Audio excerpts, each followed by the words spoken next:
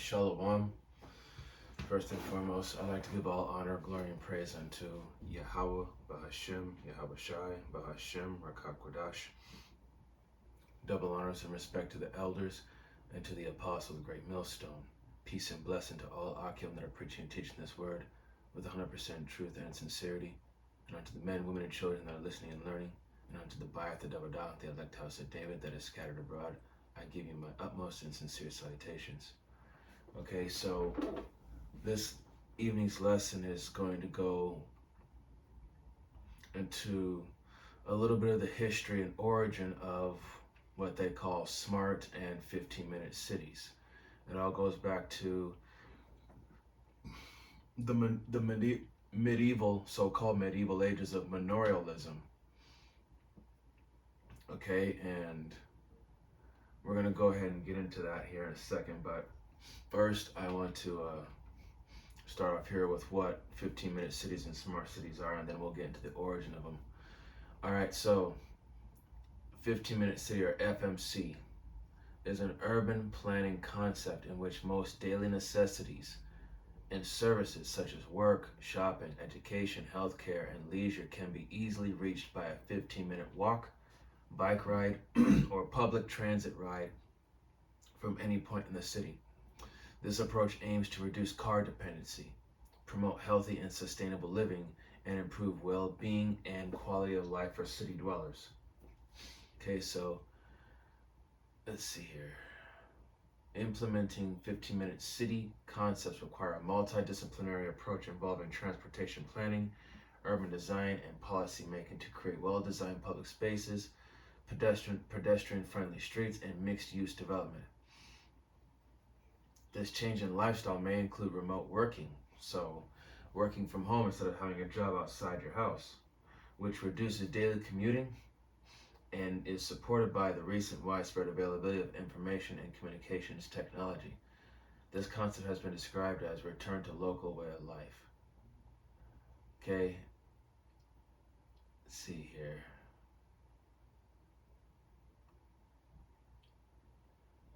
Okay, so this was just a little, okay, now getting into the history of 15-minute smart cities.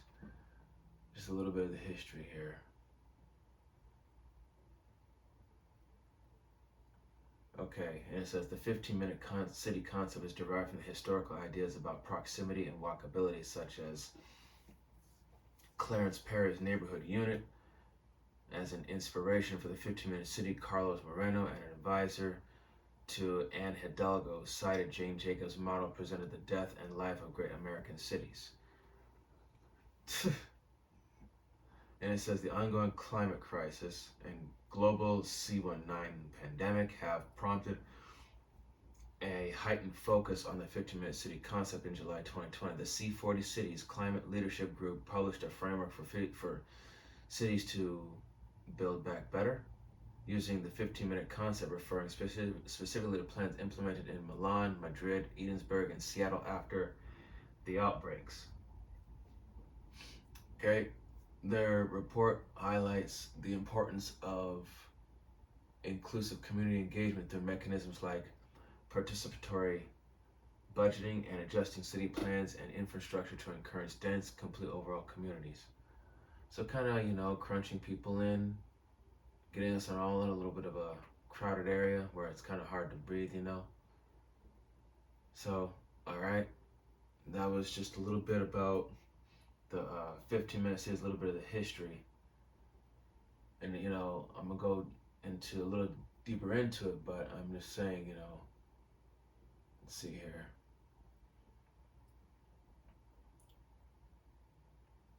So, like, just bear with me one moment. I mean, you can all do the research for yourselves, and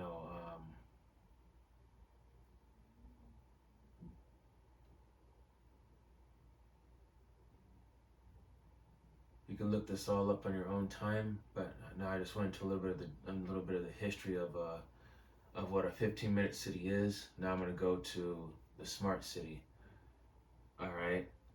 And it says here, smart city is a technologically modern urban area that uses different types of electronic methods and sensors to collect specific data. Information gained from that data is used to manage assets, resources, and services efficiently. In return, that data is used to improve operations across the city.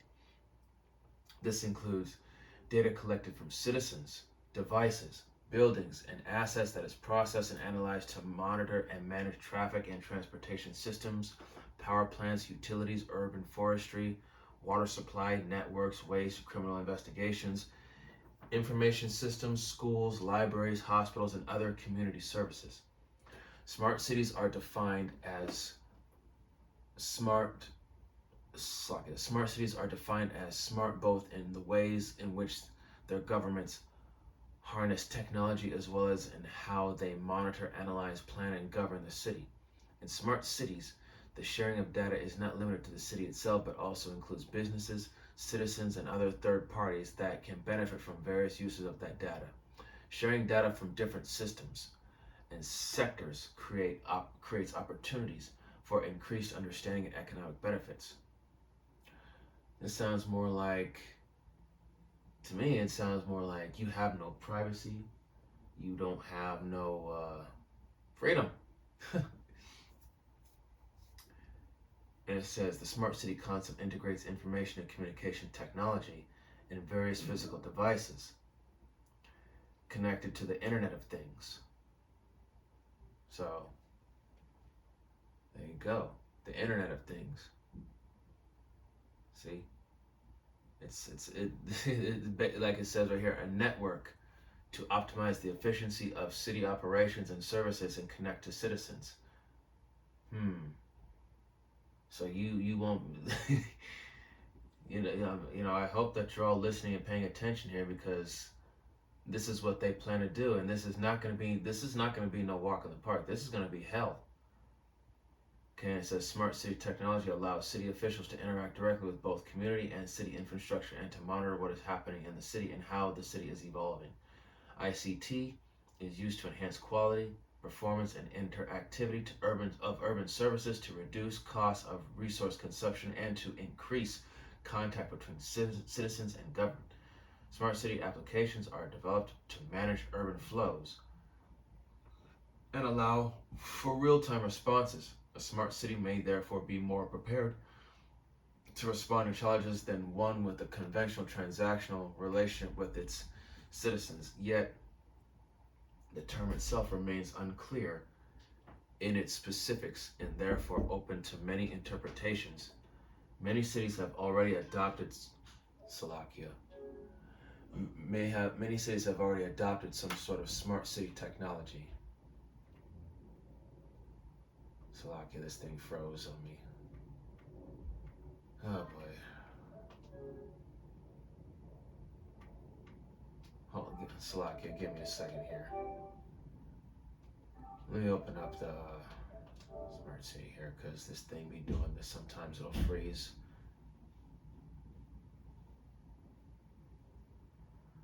Salakia for the slow processing here.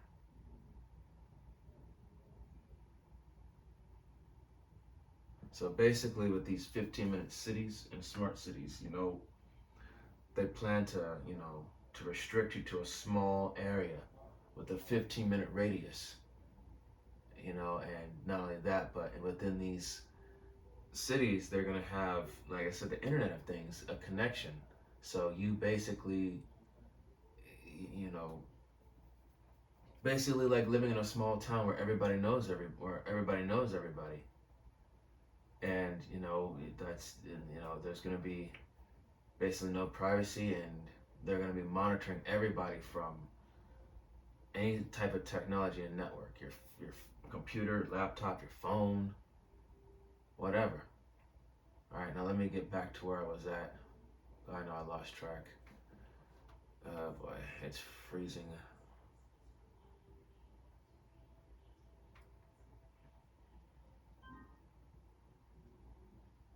Okay, since this thing wants to keep.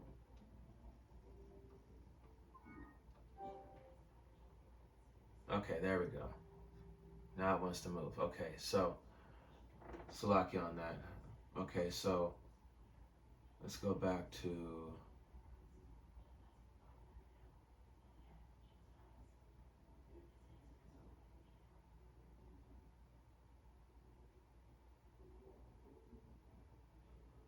Let's look at the little characteristics here. It's been suggested that a smart city, also a community business cluster, urban agglomeration, or a region, using information technology to one, make more efficient use of physical infrastructure, roads, built environment, and other physical assets through artificial intelligence, data analytics in order to support a strong and healthy economic, social, cultural development.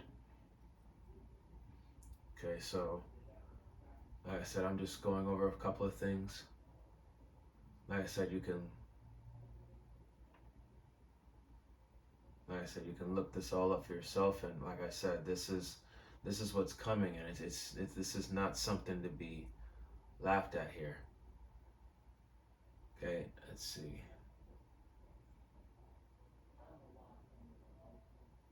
All right, now that you've got a little bit of the gist of a smart city here, let's go into the origin of it. And this is called Manorialism. Okay. Now we're going to get a little bit more into it about what this is and what it means. Okay.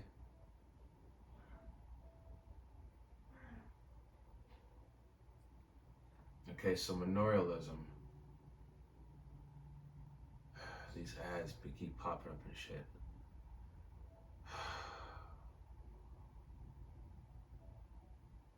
Salakia on that. Esau Edom really does not want me to get this lesson out. So I'm going to just do the best of my ability and ignore it, and I just hope you guys can follow along. So it says Manorialism, a political, economic, and social system by which the peasants of medieval Europe, Slovakia, the peasants of medieval Europe were rendered dependent on their land and on their lord. Its basic unit was the manor, a self-sufficient landed estate or fief that was under the control of a lord who enjoyed a variety of rights over it, and the peasants attached to it by means of serfdom. And look in this word serfdom. And the word serfdom here goes into servitude. Slaves, servants, right? Okay.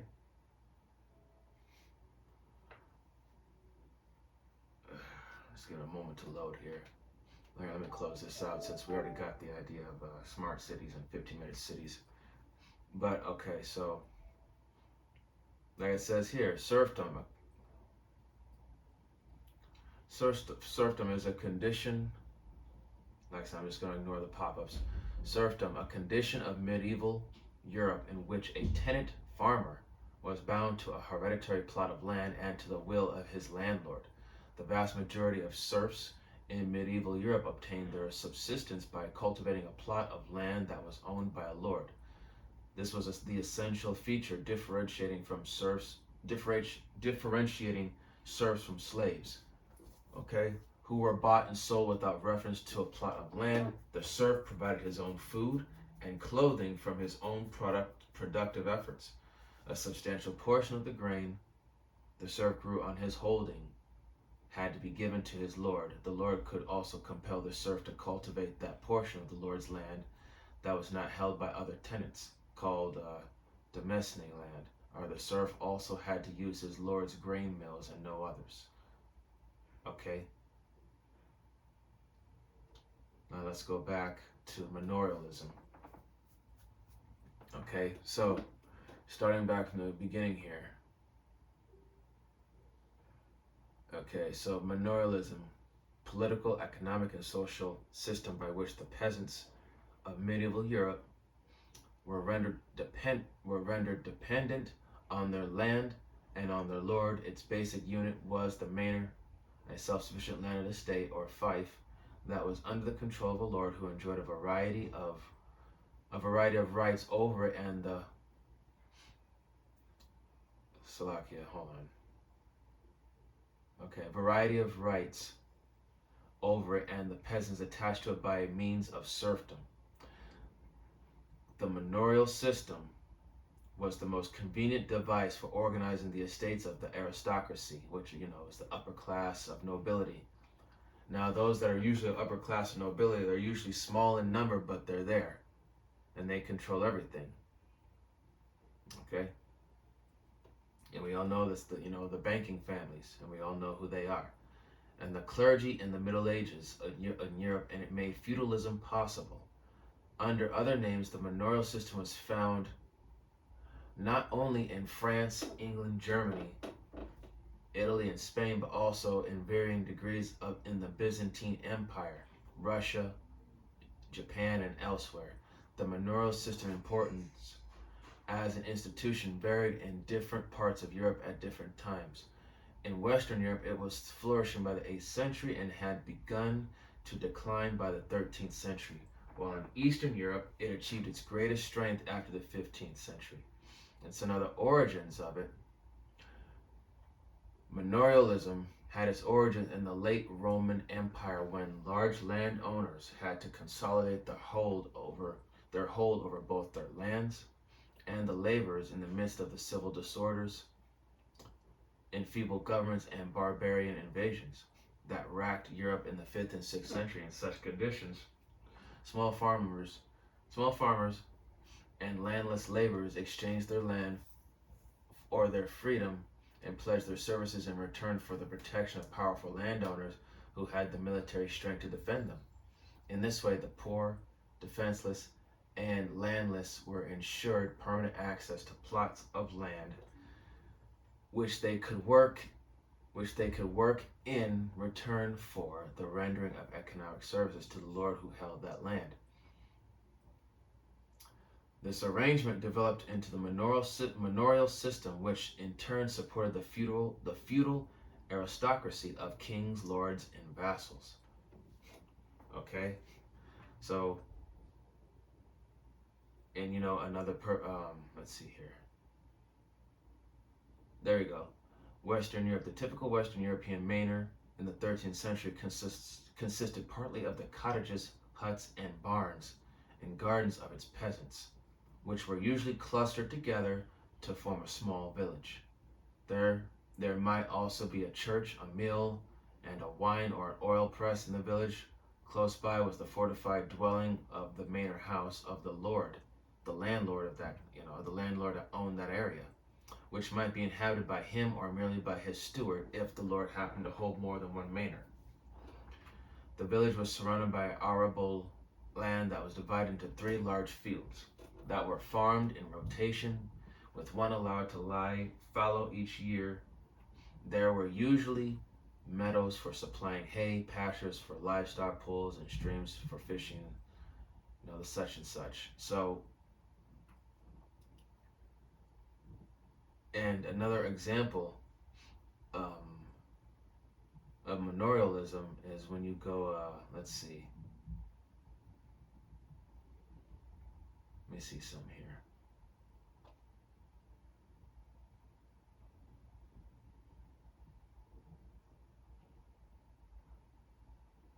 And the thing is that if you read about like feudal manorialism, serfs and slaves, they couldn't travel anywhere from 5 to 10 miles from where they were unless they were going to war. So that should tell you something that sounds like 15-minute cities to where you can only travel so far. And another perfect example of oh my gosh, these pop-ups, they're really irritating me. Okay, so another let me go back here.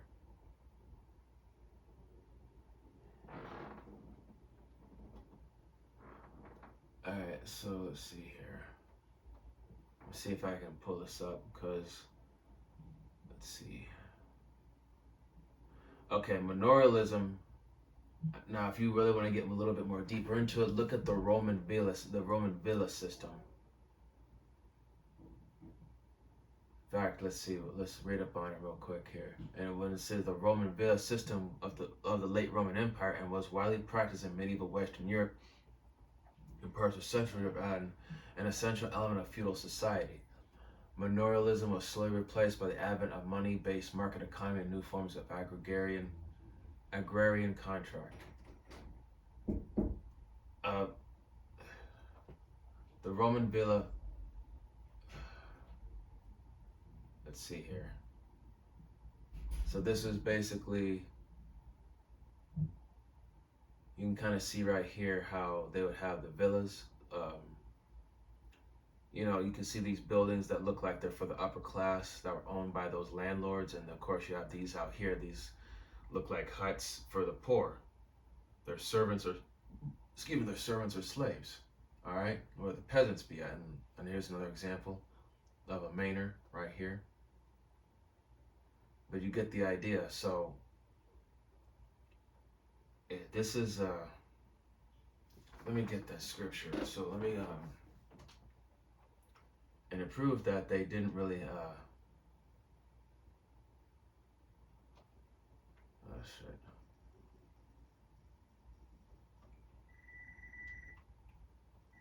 Let's see here. Security points. Security checkpoints here.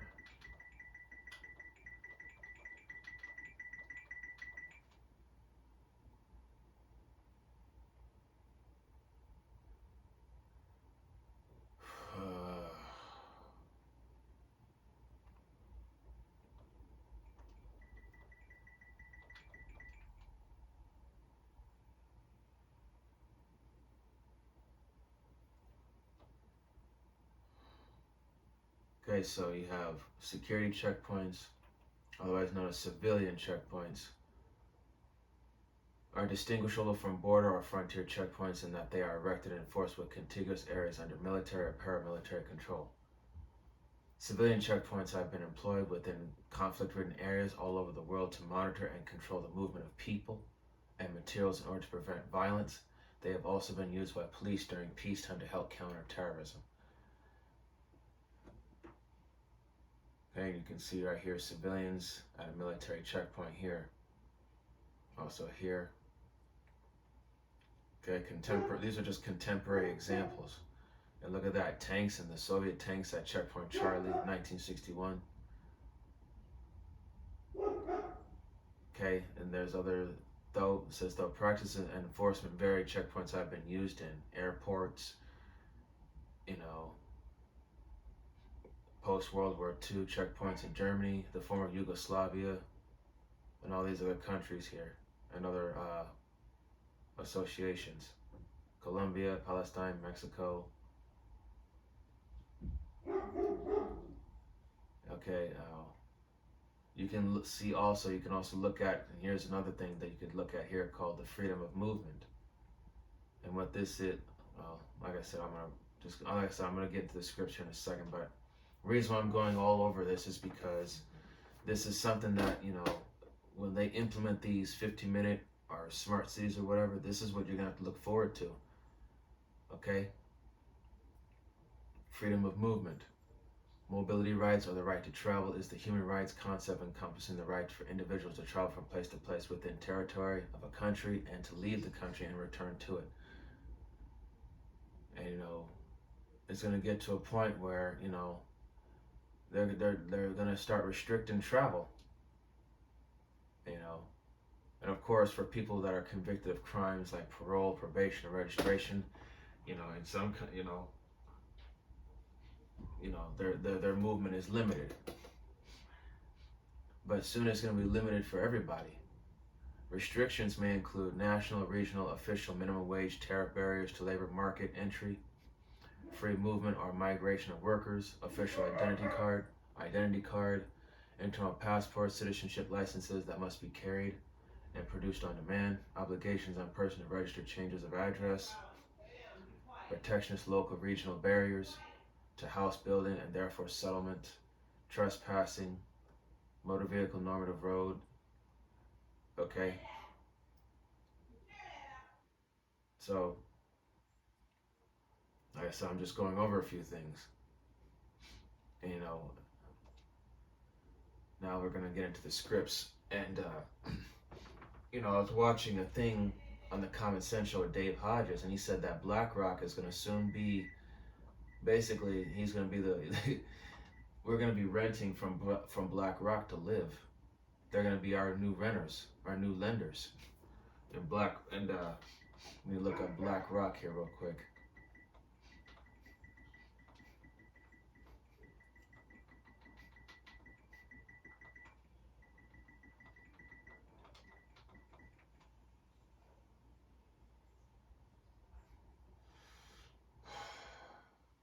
Okay, BlackRock.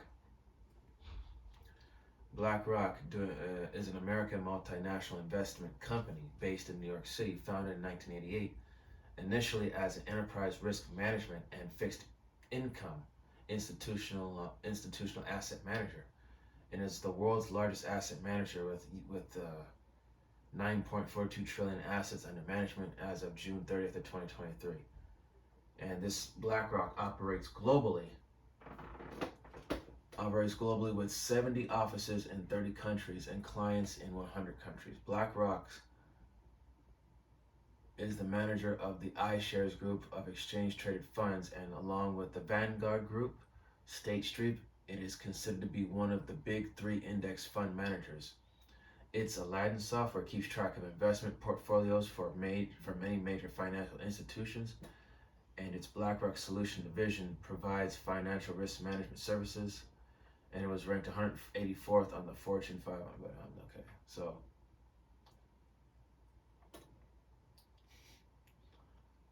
let's take a look. So let's see what we got here. Key people: Larry Fink, Chairman and CEO. Robert Capito. Look like a bunch of Edomites. All right, of course. And also, BlackRock has sought to position itself as an industry leader in environmental, social, and corporate governance, ESG. It has been criticized by some for investing in companies that are involved in fossil fuels, the arms industry, and the People's Liberation Army, and the human rights violations in China.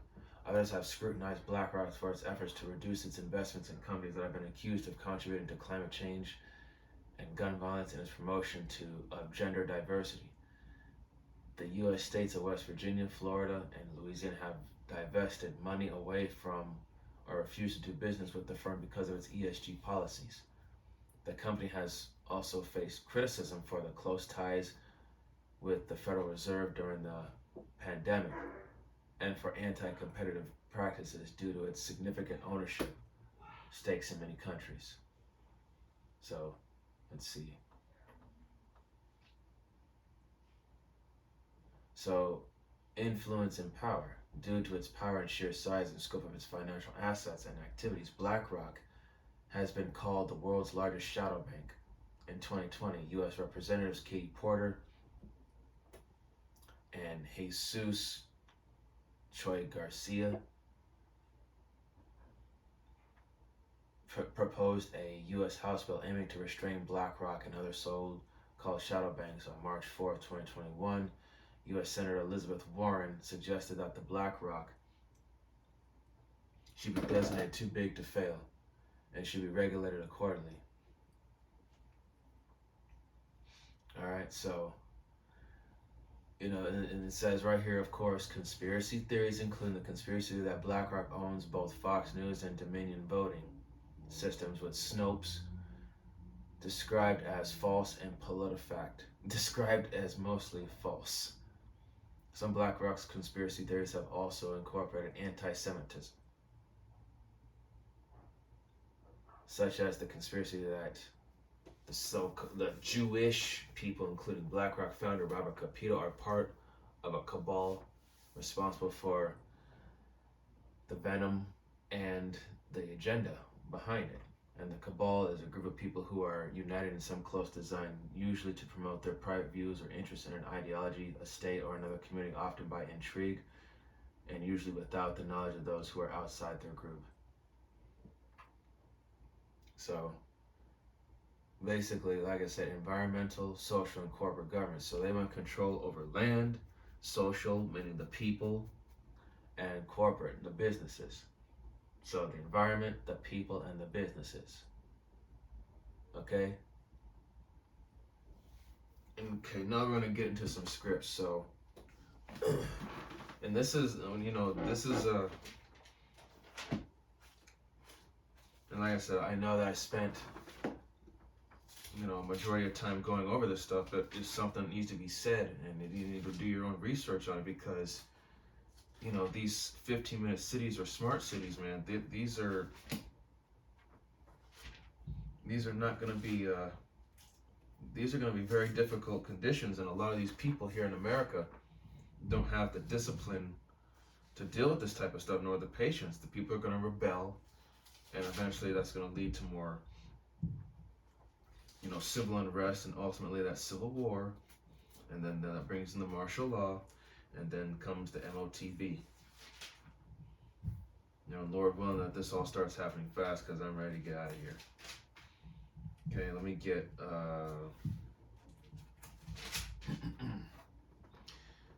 the book of this is going to be the book of Revelation, chapter 12 and verse 12, and it says, "Therefore rejoice, ye heavens, and ye that dwell in them. Woe to the inhabitants of the earth and of the sea, for the devil is come down unto you having great wrath, because he knoweth that he hath but a short time." Okay?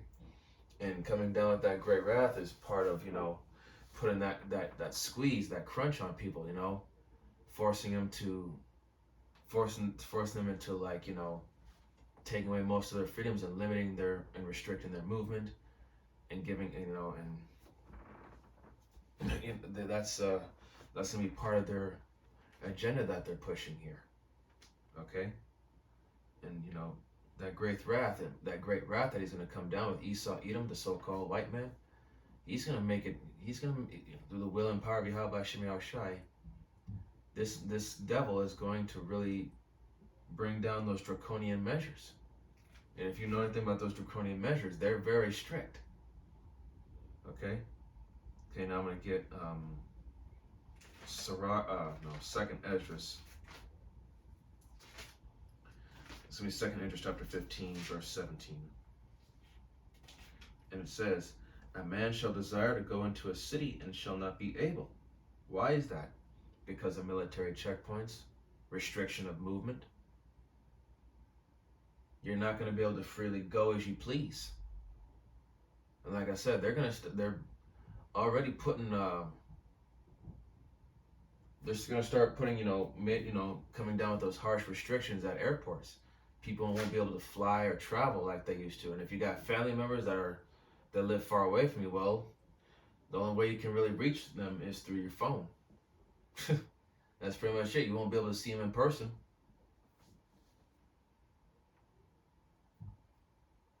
Unless you with this whole thing that they're trying to implement with this social credit score thing, depending on your good behavior, I guess they'll give you an upgraded security clearance to where you can travel from one checkpoint to another. Who knows? But either way, I don't know if that's going to be the case or not. But Second Esdras chapter 15, verse 17, I'll read it again. It says, "A man shall desire to go into a city and shall not be able." Verse 18, "For because of their pride, the city shall be troubled, and the houses shall be destroyed, and man shall be afraid."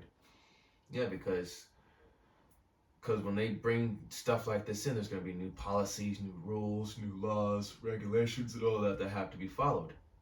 And a lot of people are not going to like the fact that they're restricted to, that their movement is restricted, that they're going to be monitored, that they have no privacy and all that.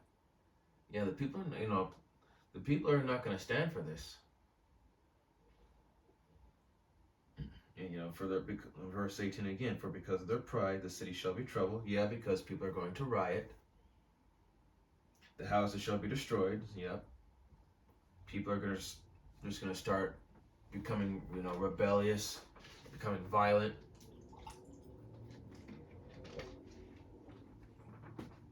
Rising up against the leaders. And more than likely they're going to, like I said, with the landlords, whatever the serfs produce, the landlord gets the majority of it, and whatever's left over, you just have to ration that. And people are not going to go for that. People are going to starve. And when you go to these establishments to get your daily needs, the prices of things are going to go way up. That hyperinflation. So, like, let's say a loaf of bread at your at your Albertsons or Walmart costs $8. When hyperinflation kicks in, it may be 4 to 5 times the price. So, people are going to resort to doing things that they normally wouldn't do because there's that comfort and convenience of this society is going to be taken away from them. Okay, verse, the houses shall be destroyed and men shall be afraid. Yeah, men and women are going to be afraid because people are going to be losing their damn minds, resorting to crimes, more mass shootings, more violence, more death. Okay. In verse 19, it says, and a man shall have no pity upon his neighbor, but shall destroy their houses with the sword and spoil their goods because of the lack of bread and for great tribulation. Okay. So in that time, like I said, 15 minutes is if you have a job that's past the 15-minute limit, you might as well just quit that job and find a place to work that's closer to home, or do remote work and work from home. Okay. Now we're gonna go to the book of Romans, and it's funny because it's just oh gosh, I skipped it, but it's just funny because these elites, this is nothing new.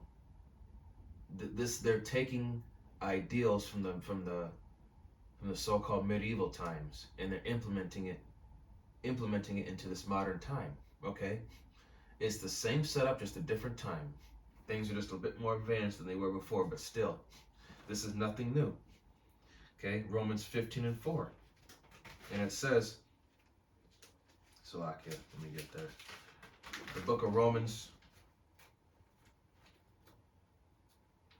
chapter 15, verse 4, and it says, For whatsoever things were written aforetime were written for our learning, that we through patience and comfort of the scriptures might have hope. Okay? So whatsoever things were written aforetime were written for our learning, which means that all of this stuff that was written aforetime were written for our learning. That means, this knowledge, this history, it was put here for us to learn, to know what's going on. And once again, as Elder Apostle Kabar said, if you don't know your history, you'll never understand the mystery. And that's the truth. You have to look at history and how, like I said, things. In fact, let me just get the script. Ecclesiastes. This is Ecclesiastes chapter 1.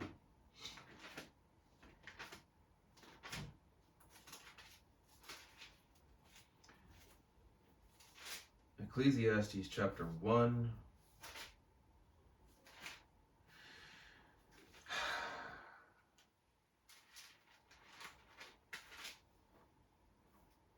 Oh gosh, there it is. Ecclesiastes 1, verse 9.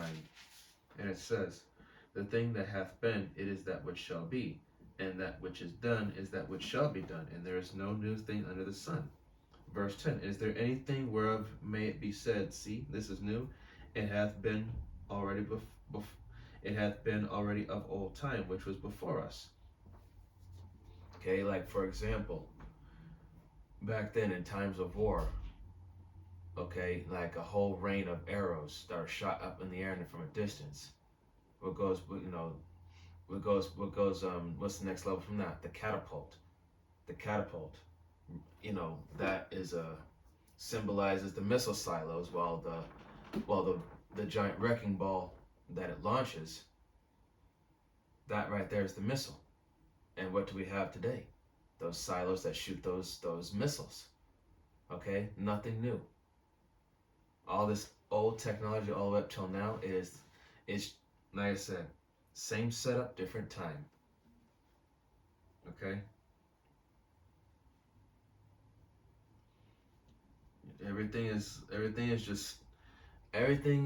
Today is just an advanced form of what it was from before. That's all it is. It's really nothing new. Okay. Let's see. And let's go to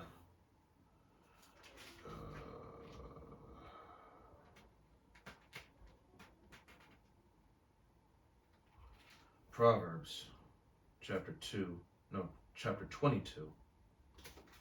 Salakia, chapter 22 and verse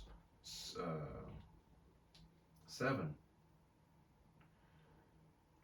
Proverbs 22 and 7. The rich ruleth over the poor, and the borrower is a servant to the lender. Okay? And that's what's going to happen, because in Black Rock, you're going to be coming to Black Rock for everything. A place to live, food, and all that. Just like how we are now. We have to go to our enemies for everything. These establishments that they sell, the grocery stores, hardware stores, etc. But in these 15-minute cities, man, you're not going to really be able to own anything. You're going to be able to rent, borrow for a temporary amount of time. Okay?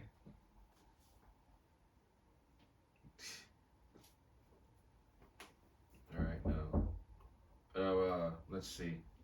This is going to be, gosh, where's that script that I just had in my head? Oh yes, Isaiah chapter 10.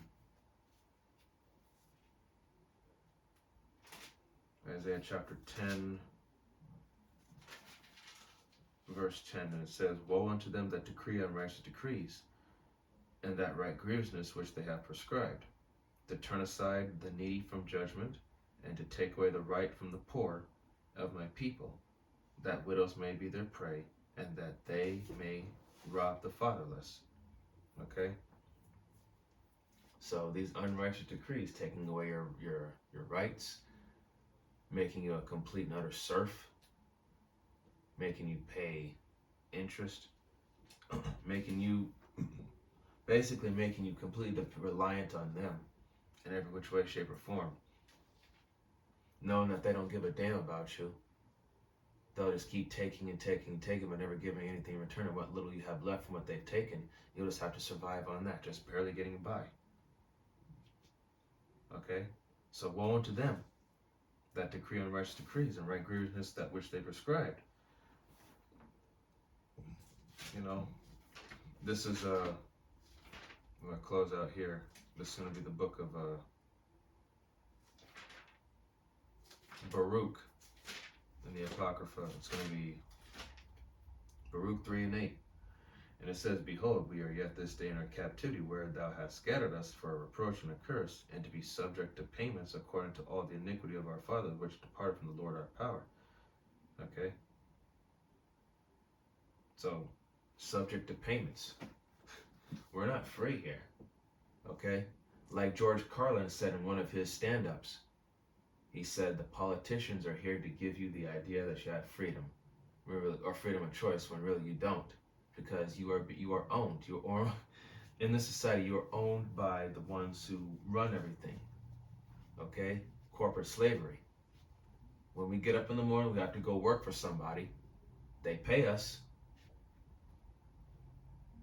And of course, taxes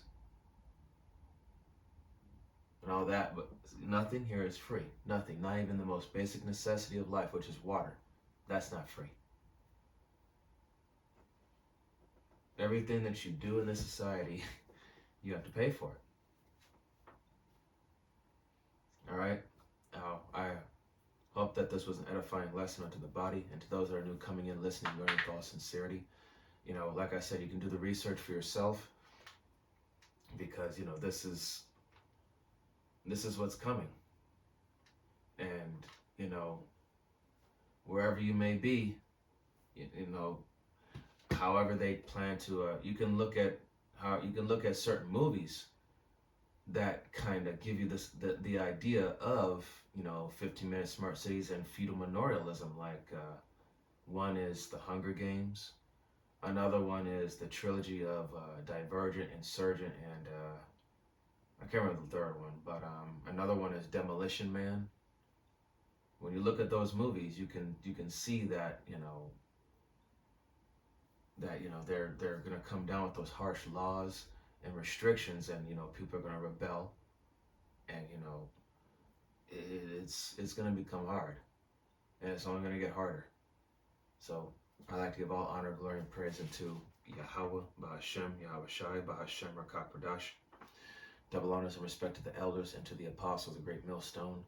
Peace and blessing to all Akim that are preaching and teaching this word with 100% truth and sincerity, and unto the men, women, and children that are listening and learning, and unto the Baath and Dabadah, the elect house of David that is scattered abroad. I give you my utmost and sincere salutations. Okay, see you in the next lesson, Lord willing. Kwam Yasharallah. Shalom. Barakatah.